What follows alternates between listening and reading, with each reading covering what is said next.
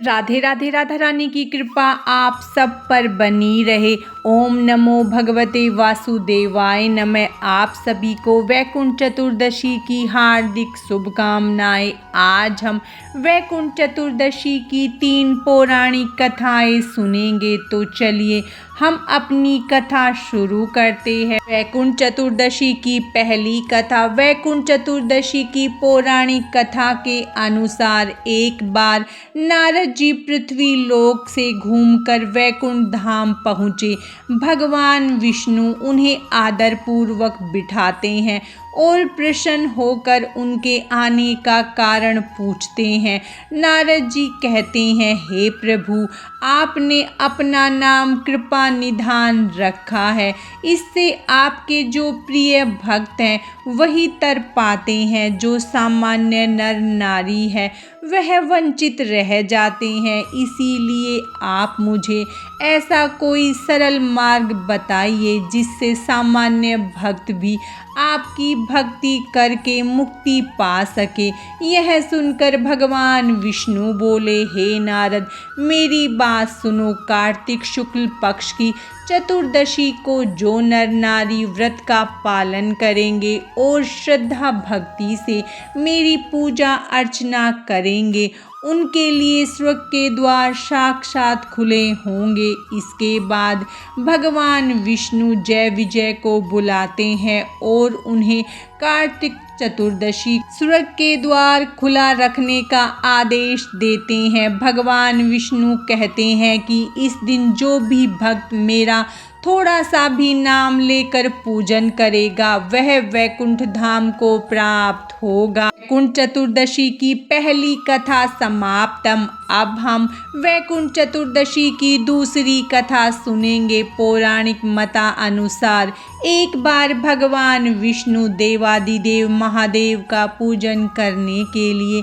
काशी आए। हम मणिकर्णिका घाट पर स्नान करके उन्होंने 1000 स्वर्ण कमल पुष्पों से भगवान विश्वनाथ के पूजन का संकल्प लिया। अभिषेक के बाद जब वे पूजन करने लगे तो भगवान शिव ने उनकी भक्ति की परीक्षा लेने के लिए एक कमल पुष्प कम कर दिया। भगवान श्री हरि को पूजन की पूर्ति के लिए 1000 कमल पुष्प चढ़ाने थे। एक पुष्प की कमी देखकर उन्होंने सोचा कि मेरी आंखें भी तो कमल के समान है, मुझे कमल नयन और पुंडरीकाक्ष कहा जाता है।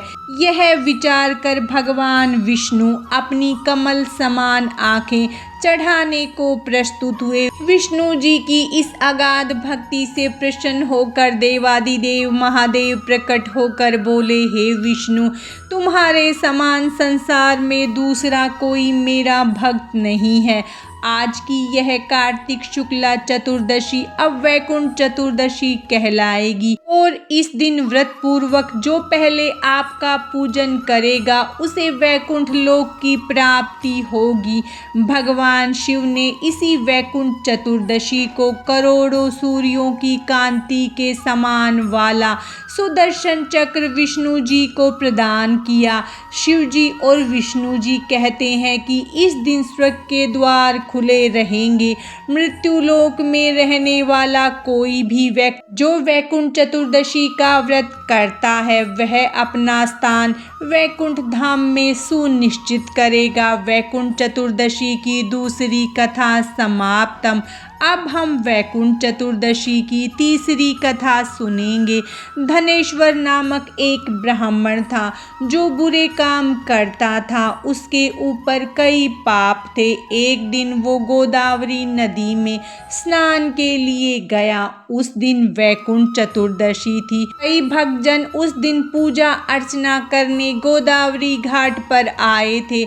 उस भीड़ में धनेश्वर भी सभी के साथ था। इस प्रकार उन श्रद्धालुओं के स्पर्श के कारण धनेश्वर को भी पुण्य मिला। जब उसकी मृत्यु हुई तब उसे यमराज लेकर गए और नरक में भेज दिया। तब भगवान विष्णु ने कहा, यह बहुत पापी है, पर इसने वैकुंठ चतुर्दशी के दिन गोदावरी स्नान किया था और श्रद्धालुओं के पुण्य के कारण इसके सभी पाप नष्ट हो गए थे, इसीलिए इसे वैकुंठ धाम मिलेगा।